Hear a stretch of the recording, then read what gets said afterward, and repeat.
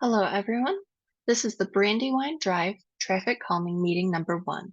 On behalf of the City of Ann Arbor, I would like to thank you for joining us in this opportunity to engage with community members. These traffic calming projects rely on resident feedback, and we appreciate and encourage participation. If you didn't get a chance to complete the demographic poll, we will relaunch it at the end of the meeting.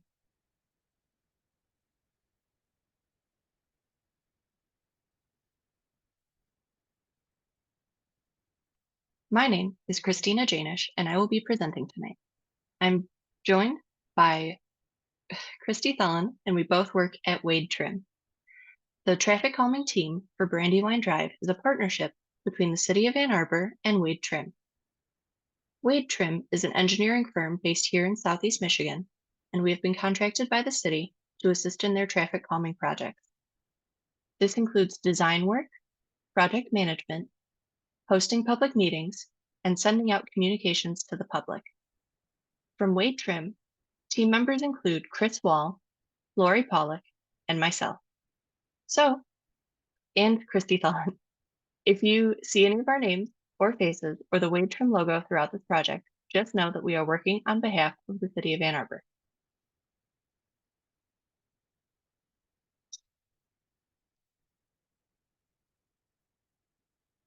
With this partnership, we are working closely with City of Ann Arbor staff. There are many city staff members and departments we've coordinated with throughout these projects, but specifically, we've been working with Andrea, Chris, and Luke.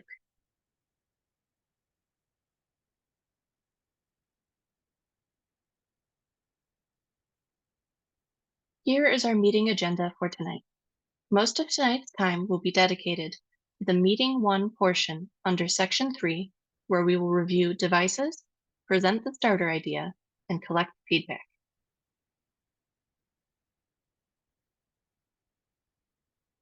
If you are joining from a computer or using the Zoom app, there are 2 ways of asking questions and providing feedback.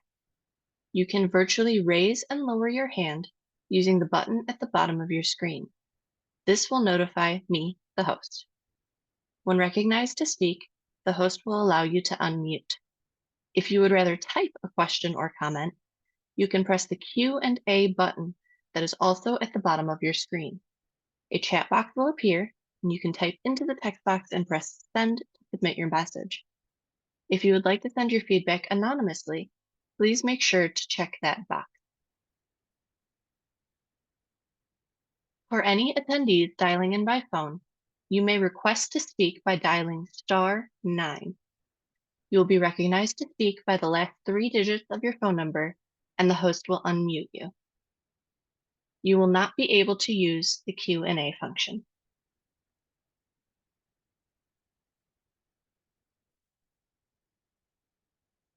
There will be multiple points throughout the presentation where community feedback will be requested through Zoom's polling feature.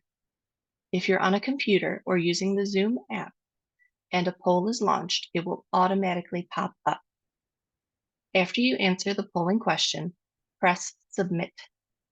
When the poll closes, results will automatically pop up. Press Close to stop viewing the results. Additionally, I will close the results for everyone when we're ready to move on. For attendees dialing in by phone, the host will read the question and available responses out loud. To participate in the poll, press *9. The host will recognize you by the last 3 digits of your phone number and unmute you, allowing you to answer the polling question. The host will place you on mute after. Please note, computer and app polling is anonymous during the meeting, but dial by phone polling is not.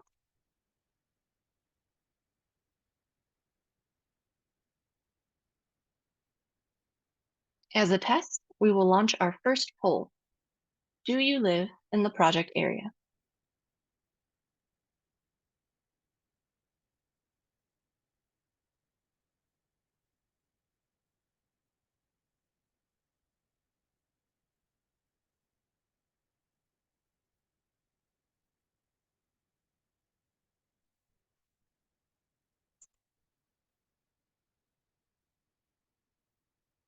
Thank you, everybody.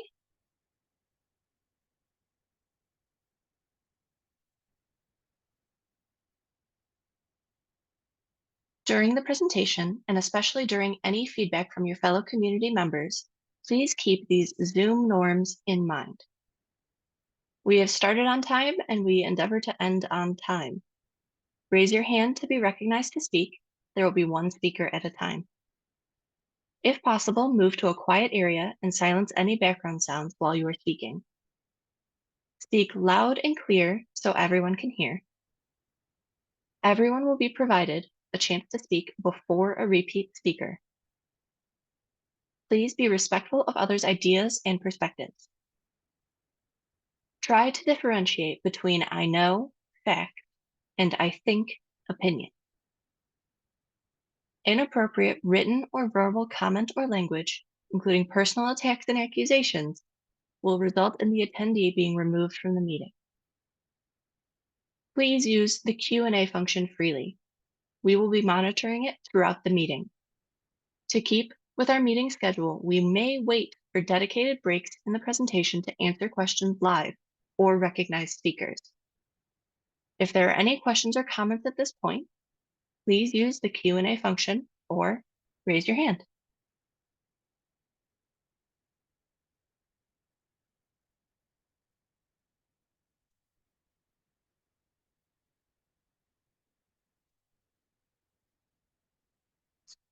What is traffic calming? Traffic calming is the combination of mainly physical measures that reduce the negative effects of motor vehicle use, alter driver behavior, and improve conditions for non-motorized street users.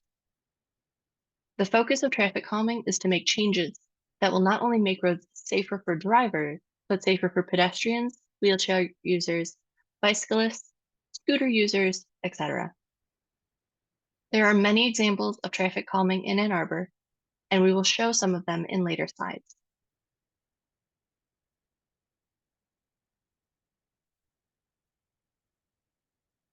The traffic calming program in Ann Arbor is designed to provide residents with a formal process for engaging with the city in a partnership to perform a technical analysis of traffic concerns on local streets and explore potential solutions using the fundamentals of traffic calming. It is a 5-step program, and Wade Trim is currently assisting with step 2 through a portion of step 5. I will briefly describe each step, but there is a guidebook available online that has much more detail if you would like to review anything after this meeting.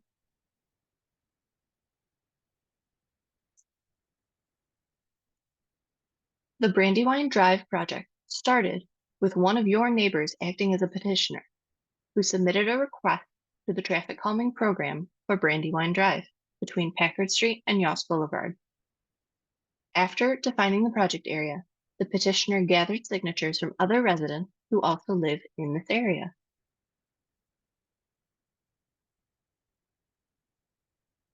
The requirement for the traffic calming program to accept the request is that at least 50% of the defined project area must support the project, and a preliminary technical study must result in at least 10 points. The Brandywine Drive project area collected signatures from 58% of addresses, and the preliminary study resulted in 15 points. A breakdown of those points is available on the project website.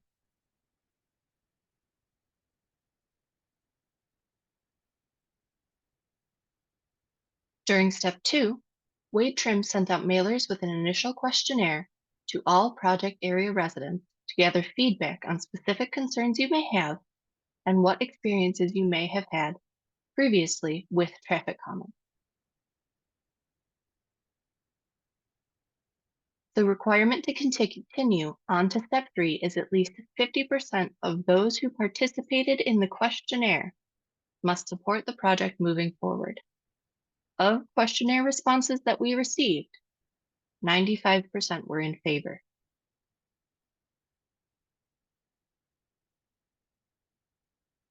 A detailed summary of the initial questionnaire can be found on the project website.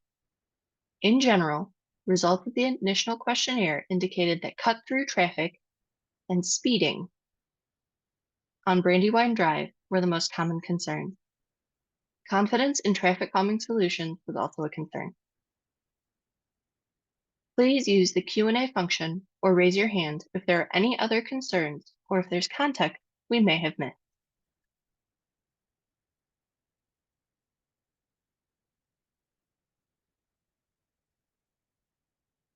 Step 3 is where we are today, and where most of our focus will be for the rest of the meeting. Before we present the starter idea, we'll go through an overview of the device toolbox that is described in the program's guidebook.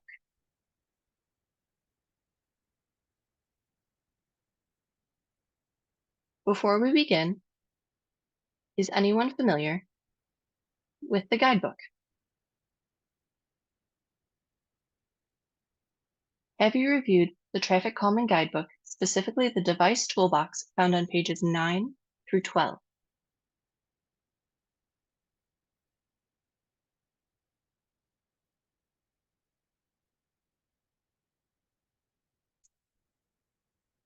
All right, it looks like we have a pretty even mix. So this will be a review for some and new information for others.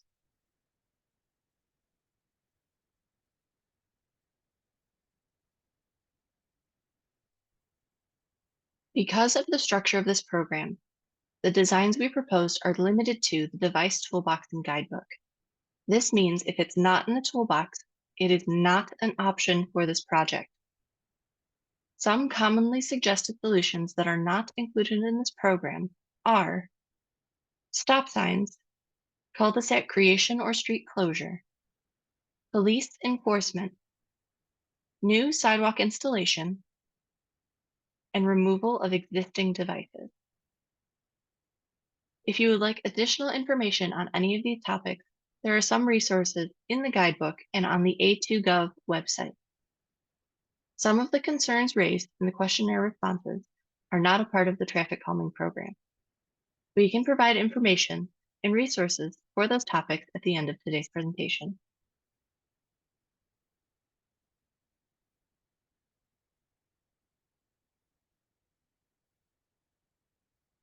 On pages 9 through 12 of the traffic calming guidebook, devices are grouped into things you drive over and things you drive around. A disclaimer on this portion of the presentation. Some of the devices that are in the guidebook will not be covered tonight. This is because they are not feasible for this specific project, either from an engineering perspective or they do not meet requirements set by the city stakeholders who have provided input at the beginning of this project.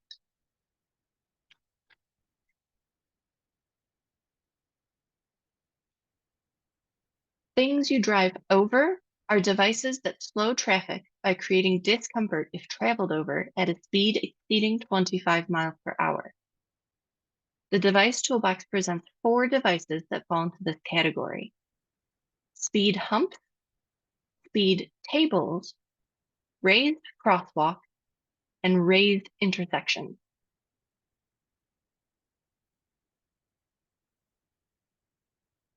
The next few slides will describe each of these devices, except for raised crosswalks and raised intersections.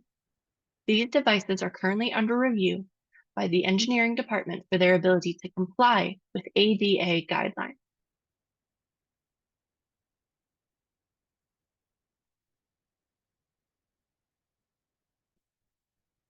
A typical speed hump diagram is on the left. An example from Wells Street is shown on the right.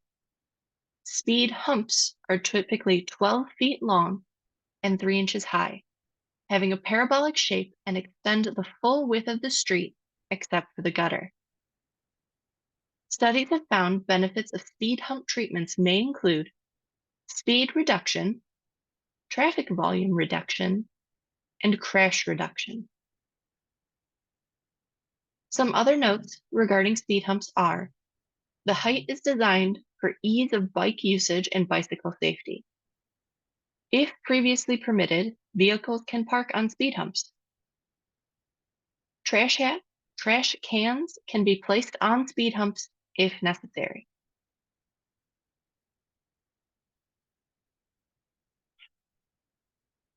This is a speed table. You can see a fully constructed example on Glenwood Road near Washtenaw Avenue. Speed tables are raised devices that extend the full width of the street except the gutter. They are typically 22 feet long with tapered edges, a flat 10-foot center platform, and are 3 inches high.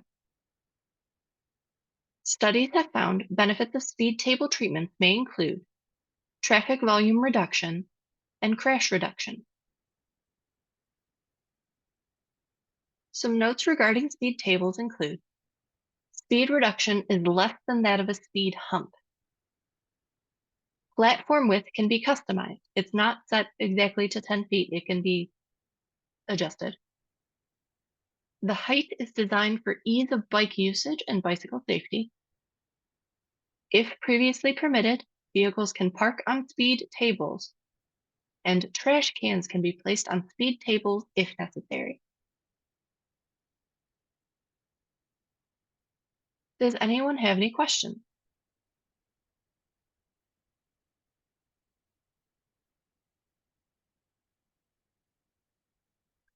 If there aren't any questions about devices you drive over, we will proceed.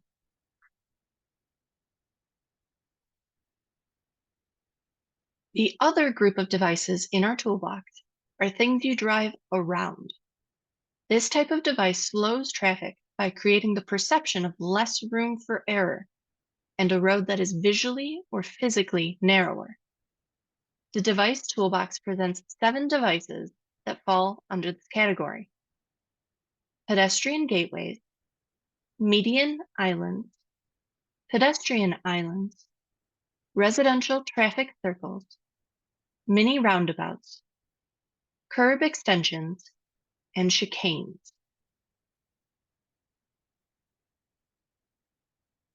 The next few slides will describe each of these devices, except for the devices marked in red.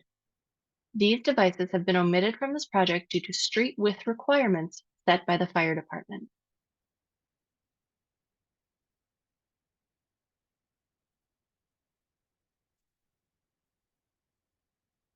Curb extensions can be used in several designs: curb bump outs, mid-block bump outs, and chokers. Shown on the right is a bump out at Granger Avenue and White Street. Curb extensions act as an extension of the curb line to physically and visually tighten the corridor by narrowing street width. 2 parallel curb bump outs can be used to create a single lane width passageway or choke point. Alternating curb bump outs can be used to create a chicane effect. Curb extensions may require drainage considerations.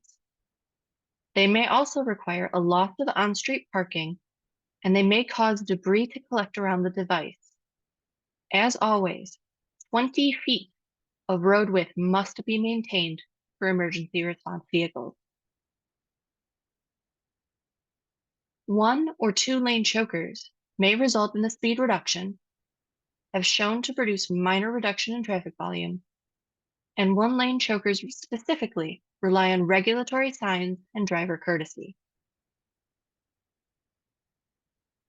Devices applied at an intersection and mid-block locations can shorten pedestrian crossing distance, improve pedestrian visibility, and eliminate illegal parking.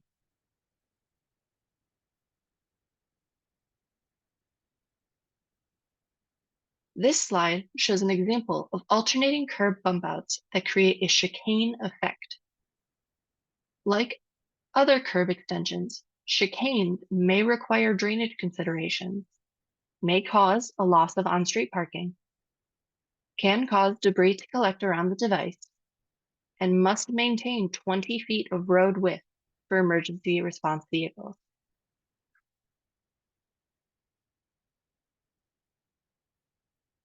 Other devices include neighborhood gateway treatments. These are physical landmarks that indicate a change from a higher speed arterial road to a lower speed residential or commercial district. Neighborhood gateway treatments can increase awareness for residential speed and may require purchase of additional right-of-way.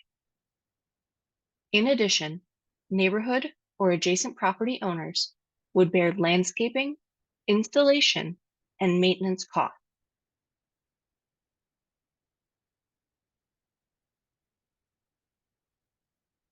Does anyone have any questions about devices you drive around? Please raise your hand or use the Q&A function.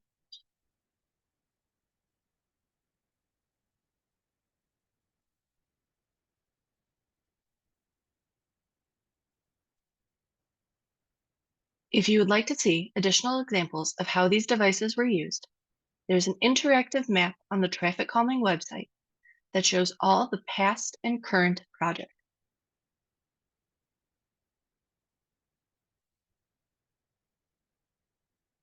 Next, we will present a starter idea, which is a draft plan we've created based on engineering judgment and data collection, including the preliminary traffic study and feedback from the initial questionnaire. There will be an opportunity to answer questions on each device and discuss any changes you may want to see. Keeping in mind this project is limited to the devices we just reviewed and additional engineering and design. This is a starter idea, which is a launch pad for conversation.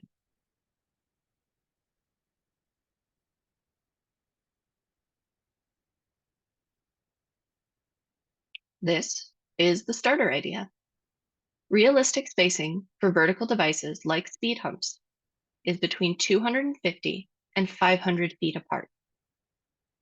Effectiveness for speed humps is greater when used in a series, so when multiple speed humps are installed throughout a corridor.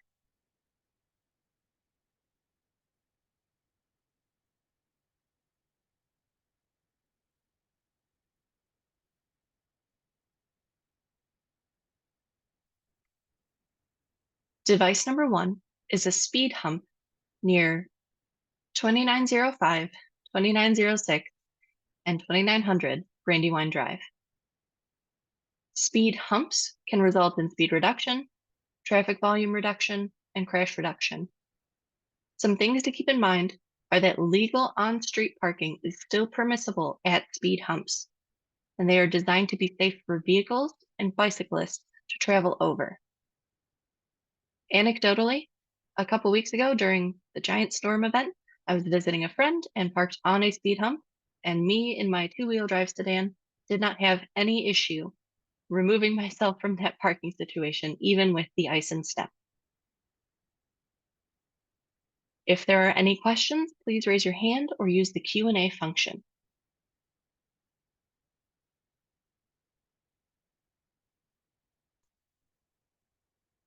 Device number 2 is a speed hump at 2815 and 2816 Brandywine Drive. Again, speed humps reduce or provide speed reduction, reduce traffic volume, and reduce the number of crashes typically. Trash containers can be placed on top of speed humps.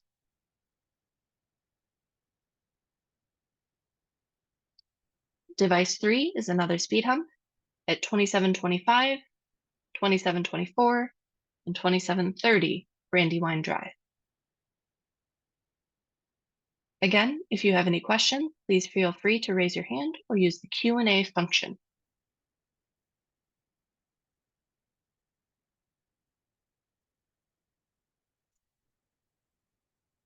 The last device is our 4th speed hump near 2636 and 2641 Brandywine Drive. This is 205 feet away from the existing raised intersection at Yost Boulevard.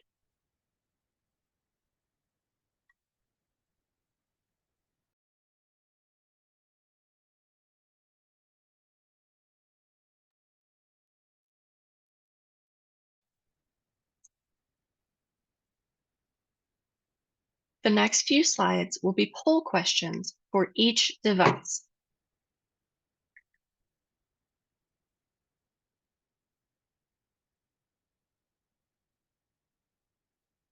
Do you support device number 1, the speed hump? Options are yes, I support this and live in the project area. Yes, I support it, but I do not live in the project area. No, I do not support this device and I live in the project area. And no, I do not support this device and I do not live in the project area.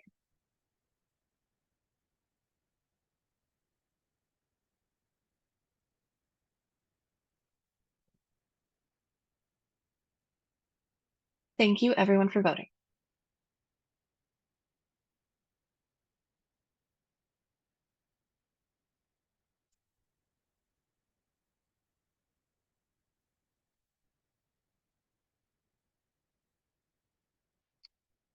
Do you support device number 2? Yes, we do live in the project area. Yes, I do not live in the project area. No, I do not support, and I do live in the project area. And no, I do not support, and I do not live in the project area.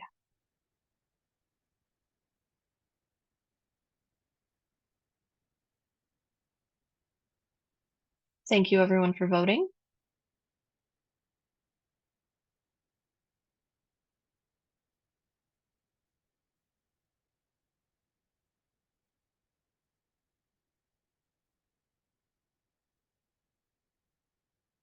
Do you support device number 3, the speed hump? All previous answers still apply.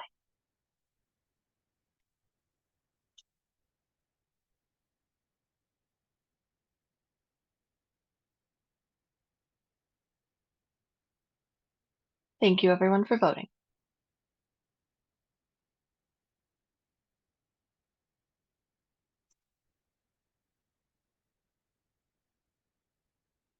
And do you support device number 4, the final speed hump?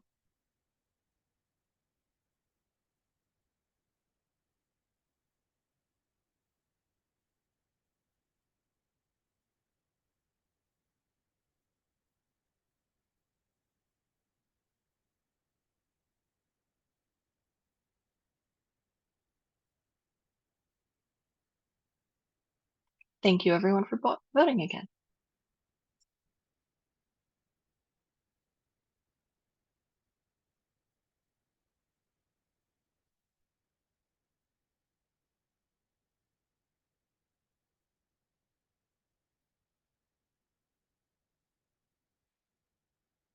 Before we move on, would anyone like to share any insights as to why device 2 and device 4 reached a higher approval rating than devices 1 and 3?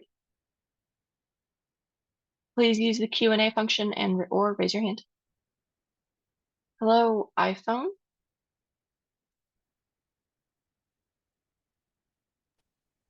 Hello.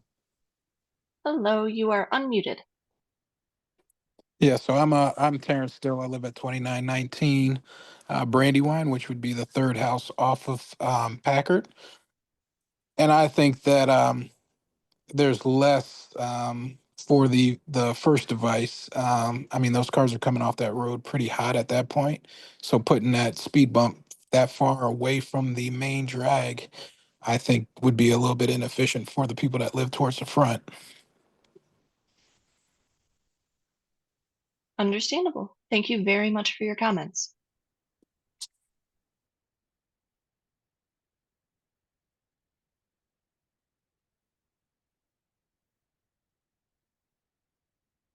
Martina, feel free.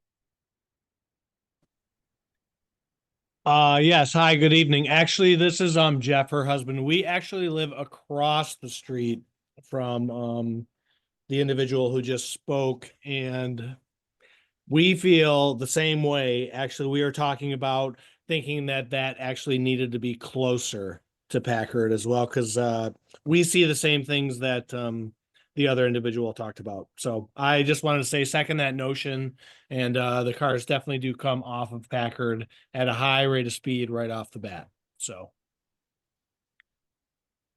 All right. Anecdotally, and you can feel free to drop this in the Q&A or respond verbally. Does anyone notice exiting speeds? So people leaving Brandywine Drive also at an excessive rate of speed. So people turning in off of Packard, we know that they're going pretty hot, but exiting. exiting on the Brandywine, the main acceleration is from Terhune to Brandywine. Okay. That's the acceleration zone. Thank you very much. All right, Rex.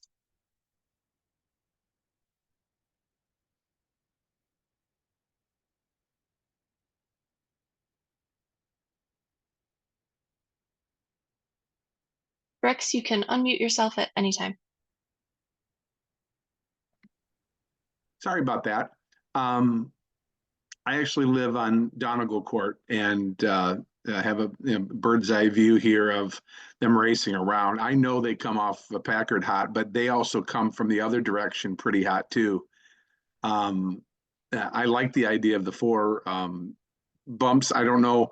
I'm almost thinking that we could get by with three if you bring the one further away from Yost and take it to the other side of Galway. I don't know if it has to be a distance away from a turn or not, but I think if there's just three in there, but you know, the one between Donegal and Yost, maybe a little bit further up and then eliminate one of them, I think would probably work out. And I prefer the tables over. I drive a lot around town and around other neighborhoods every day for work. And the tables, I think, are much more, they're still very effective, but they're much more forgiving when you make your mistake driving. So I really think that the tables are much better than the speed bumps. There are some requirements for distance relative to fire hydrants.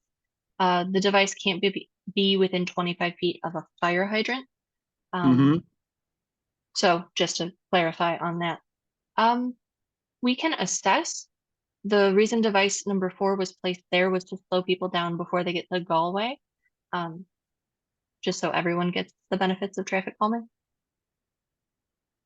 But thank you. And Carol, you are the last person with your hand raised. This is her husband, Chip, and I concur with we're at 2911 Brandywine. We're next to Terrence, and what he and Jeff said, we would concur. I've seen people hot coming in, and I have certainly seen them hot going out. So when we had talked about this before, you know, some of the thought was to put the speed bumps in that sort of mini boulevard area, because you know, right in front of our house, it's a wide stretch as it goes from, you know, exiting dedicated and entry dedicated to, you know, the combined and single. So you know, somewhere on that fairly brief island where it slows them down coming in, it happens quick, which I think is a good thing, and it would help at least somewhat slow them down on the way out without having a bump every time you go a few feet. Oh, and this is Carol, and I have one other thought. Having seen those signs that you had as an entrance to a subdivision, right now we have the Forest Brook subdivision sign, but it could say like "Welcome to Forest Brook Speed Calming" or "Traffic Calming." Yeah, it could be. I mean, neighborhood. when there was, So there are. I mean, there was I apologize. construction a lot. There was construction a while back where they had to route cars through the neighborhood because of other, you know, closures. And, you know, they put up signs, 25 and a barrier, this and that. And as I'm sure you can imagine, it had limited efficacy. No. I mean, we even had at one point somebody park their boat a little bit further down, you know, for a bit, and that it just didn't work out. I mean, it would narrow things down. You would think people would slow down. They didn't. So it would, and, you know, and this was at a wider part of the road. So even so, they were hot in, they were hot out in that And that's instance. happened in the 40+ years we've lived in this neighborhood. So yeah, we've We've seen it all. Right. Adjustments can absolutely be assessed. I will look into placing speed humps or speed tables depending on if this is an Ann Arbor bus route, Ann Arbor Schools bus route. They prefer speed tables. I can absolutely evaluate whether placing matching speed tables in the boulevard would be a better option, having to do with spacing. Like I said, these devices work best when in series and not spaced too far apart. 500 feet is significantly the outer limit. You can accelerate pretty quick within 500 feet in a vehicle. So keeping it more towards like 300, 350 area definitely slows people more consistently, but adjustments can be made. This is why we ask for community input, and it will definitely be assessed on the relocation of that device if possible. Joel, you put your hand back up, so I'm going to allow you to unmute. Can you hear me? Yes. Yes, we can. So I am at 7 Galway Court, so right on the corner of Galway and Brandywine. So I guess my main concern over the years has been with the bend right there. We have had many cars in our yard that are coming from Packard. It's always from that direction, from the south. Cars are cooking up Brandywine and many times have been in my yard or hit my tree. Um, I guess I'm concerned if we go to tables at perhaps those three intersections or go down to three devices, that now we don't have any real speed protection from the south coming into the bend. So, I think device three, I would even be in favor of moving it closer to or into the bend. But I think just having a speed table at Donegal is going to be way too far away. And cars are going to start cooking again before they get to drive up in my grass. Completely understandable. Thank you for your contributions. Device 3 was placed very specifically. I remember when I placed it, looking at the Google Earth view, noticing that curve seemed pretty intense. So that is why that was placed there. We will take a look. I'm fairly confident we won't go down to 3 devices.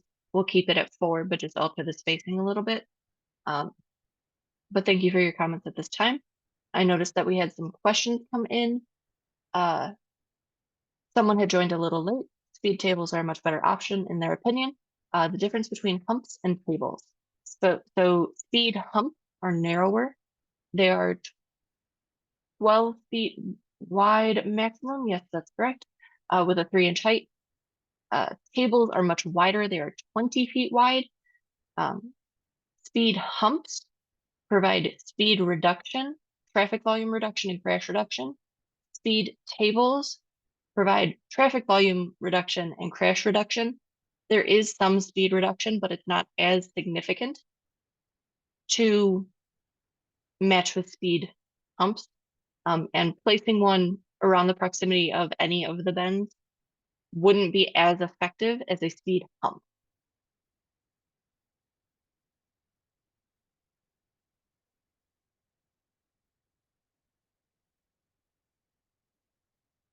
I am going to launch one additional poll just to get a gauge on everyone's thoughts so far now that we've had some discussion. Thank you everyone for participating in this discussion.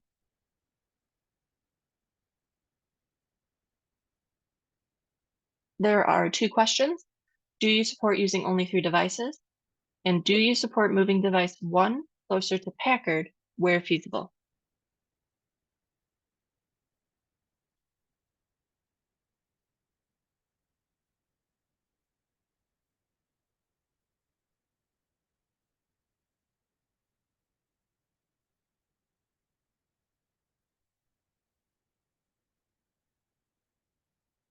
Thank you everyone for voting.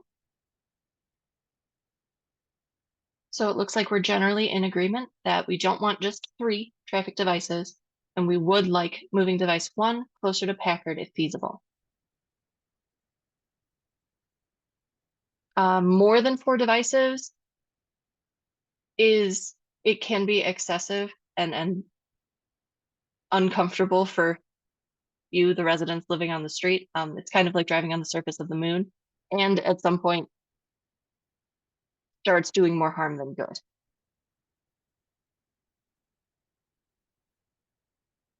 And 5 devices would not conform to the minimum spacing requirements set forth by your fire department.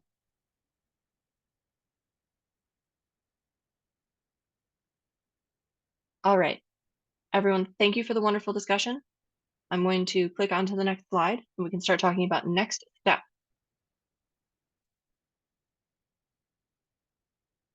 Over the next few weeks, we will post today's presentation and the recording to the project website.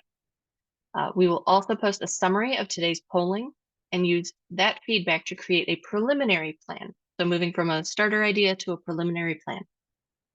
The next step will be meeting number 2. Meeting 2 will consist of 2 parts, a self-guided tour and a Zoom meeting. That Zoom meeting is scheduled for May 1st. For the self-guided tour, you will receive a mailing packet at least 2 weeks ahead of the Zoom meeting. The packet will contain device images and descriptions, which can be utilized to complete a self-guided tour prior to the meeting. Approximate device locations will be marked in spray paint on the pavement and display a device image and description on a temporary sign near each location. You can also use Google Street View to conduct the self-guided tour. This preliminary plan will take into account the comments we received here today. Meeting number 2 Zoom portion is scheduled for May 1st, again at 6 p.m. During the meeting, we will present the preliminary plan, answer questions, and poll the audience on each device, just like we did. The last step of the traffic calming process is final polling. After meeting 2, the plan will be finalized and sent to project area residents.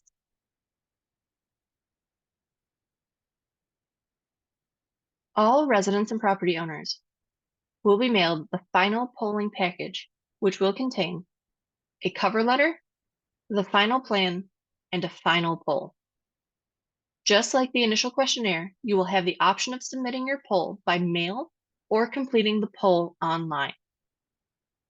To continue moving forward in the traffic calming process, more than 50% of responses must support. If this criteria is met, our team will prepare an estimate to be submitted to City Council for budget approval. Construction for this project will likely be in 2026 or as funding becomes available. Today's presentation and recording will be posted to the project website in the next week or 2. We will also post a summary of today's polling and use the feedback to create the preliminary plan. Our meeting to discuss the preliminary plan, again, is May 1st. The self-guided tour will be set up 2 weeks ahead of that. After meeting 2, the plan will be finalized and sent to project area residents by June 3rd for final polling. You will have the option to complete the poll by mail or online, but the deadline to electronically complete or postmark your letter is June 23rd. The requirement to move forward is that of those participating in the polling, there needs to be a 50% approval of the final plan, more than 50%, 51%. If that requirement is met, our team then prepares the cost estimate again and sends it to City Council for budgeting. If there are any additional comments or questions after today, please call or send me an email. If you would like email notifications about upcoming mailing packages, you can type your email in the Q&A or send me an email to add you to the list. Please take note of Wade Trim's logo and name. I send mailing packages out of our Flint office, so any return mail comes back to me directly. I understand the city's logo has greater recognition, and if I am working on developing the capacity to get envelopes printed with both the city's logo and Wade Trim's logo. At this point, there's not been a feasible way to make that happen, so I will need your help to be on the lookout for our company logo when you're checking your mail. They'll have a big print on it that says Ann Arbor traffic calming information, so please don't throw those letters out if you want to be a part of this process. And I hope you do. From my experience, residents and the city have much more confidence in the final layout when there's been active participation and input from the residents.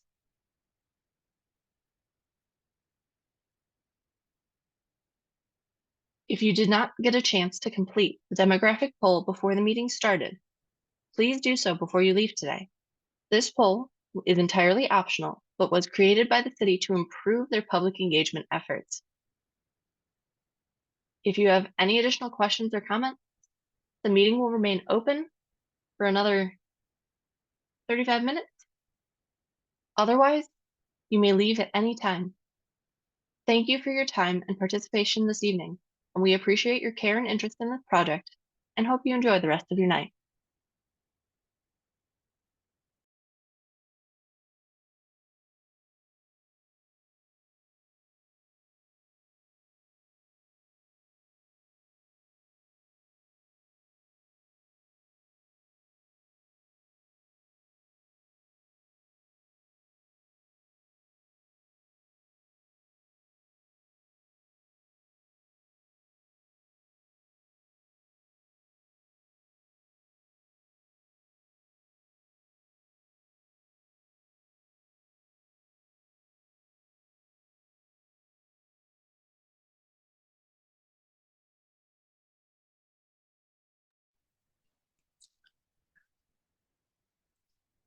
Is it possible to add a couple of comments?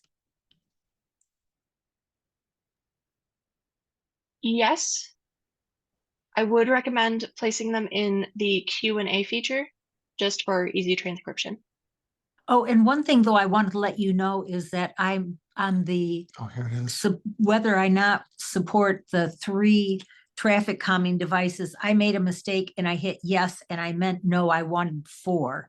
So, you know, I don't know if you can adjust that so it shows that there's higher approval of that than it initially showed. We can make a note of it, yes. Thank you. Great, thank you. And Chip, did you have something else you wanted to add? We were going to talk about the curve because we have some experience with that, but you. You want a message in the Q&A? Is that it? Or perhaps you can send me an email just so you have a little bit more time to get your thoughts out. Okay.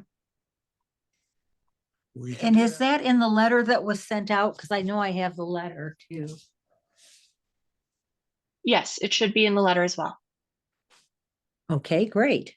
And I appreciate your doing this because as I had mentioned, we've lived here more than 40 years and it has been A lot of history with how the things have happened on the road. So especially that, let's see, what was his name? Not Jeff, the gentleman who lives on the curve. On the curve. Oh my gosh, we have seen so many accidents there because we tend to go for walks when it's snowy, well, all the time. It's a long-standing problem. It's not there anymore, but that's a curve where the speed limit is supposed to be 15 miles an hour. And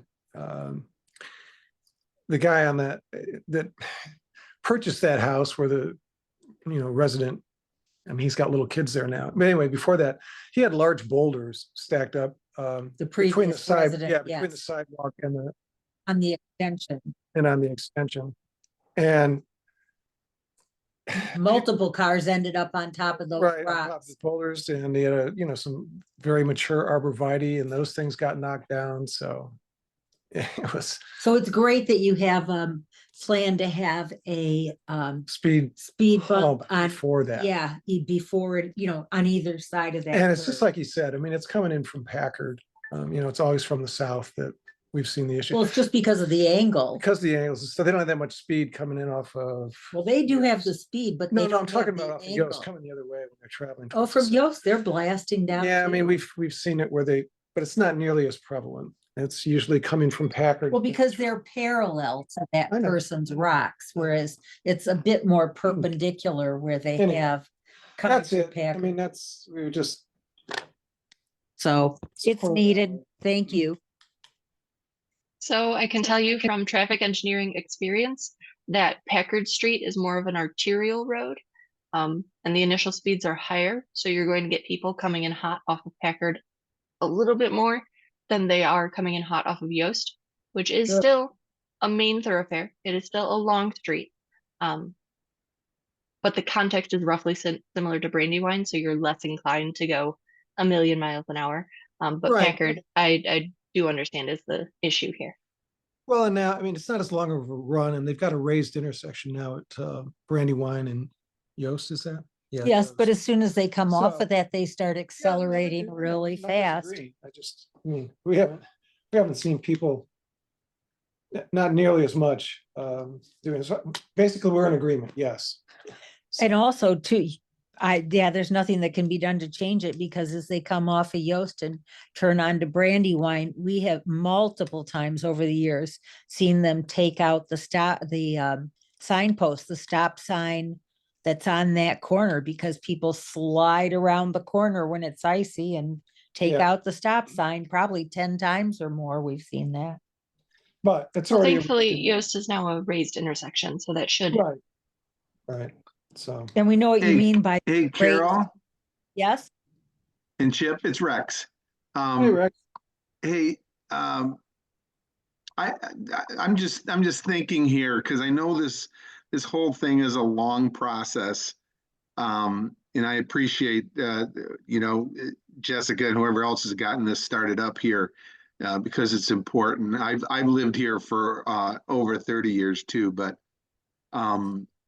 what I'm wondering, because it's just like it's kind of this type of thing seems like it's like playing whack-a-mole where the drivers are going to find another route, and unfortunately it's going to be another route probably through the subdivision. I'm wondering if I don't want to extend it out any longer. We're trying to take care of our own right here, but I know what people are going to do when they find out that there's three after you get past Terhune and there's 3 speed bumps to Yost. They're turning on Terhune and they're racing up Terhune and down Yost. Yeah, no, That's what it's a they're fair going to be point. doing. I'm wondering if that needs to be addressed as well, or is that a different thing at a different time? So that is outside of the limits of this project area, and we are only able to provide enhancements within the very specific project area of Brandywine from Packard to Yost. I understand that. I understand that. I'm just wondering, like I said, it's going to be whack-a-mole because the cars are going to be racing that way too. And then you have to start this process all over again up Terhune down Yost. Yost does have traffic calming features already installed on it. But if you look at the bypass of Terhune to Yost, they can bypass 3 speed bumps by going up there, and it's not that much difference in distance. It is like whack-a-mole. Yeah, I mean. Yeah, Yost does have traffic There's calming, but another- the thing is it's north of the Brandywine Right. intersection. There's nothing to the south of that. So yeah, there may be where people will just continue straight up Yost and then come blasting down Terhune. So it may be that there'll have to be another traffic calming project there. And that's what I'm saying here right now, because honestly, Carol and Chip, that doesn't affect me directly, but it still affects you. No, I think it's an excellent point, and Right. it's true. I mean, we certainly noticed some improvement when the Yost traffic calming measures went in, but that stretch between Brandywine and Terhune on Yost, it's a lovely straightaway, especially if you're coming from Packard. It's downhill. You can easily build up speed on that stretch, and you're only coming into a raised intersection. So The great thing about traffic calming projects within areas like this is one street sees traffic calming installed, and then they get the idea, hey, I would like that. I would like my street to be slower. Yes. And someone within that community who is a stakeholder and allowed to start the petition then starts their own petition. sure. And like I say, I mean, it's certainly been improved on Brandywine since the traffic calming went in on Yost, but it wasn't enough, Well, I mean, but that's how by the same token, I think it got worse when they blocked off Carpenter up there for a while, and a lot of people are still using it. I think it got exponentially worse at that point, and it continued. Once they opened up Brandywine, or once they opened up Carpenter over there, then it obviously the traffic dropped. But there's still a lot of people that don't live in this neighborhood that use that cut through because they found out about that cut through when they didn't have the other option. Yep, 100% agree. Absolutely. Okay. All right. Good talking to you guys. Thank you very much for Christina for the time. This was great today. Happy to host. Thank you. Uh, Agreed. Thank you. Have a nice night, everyone.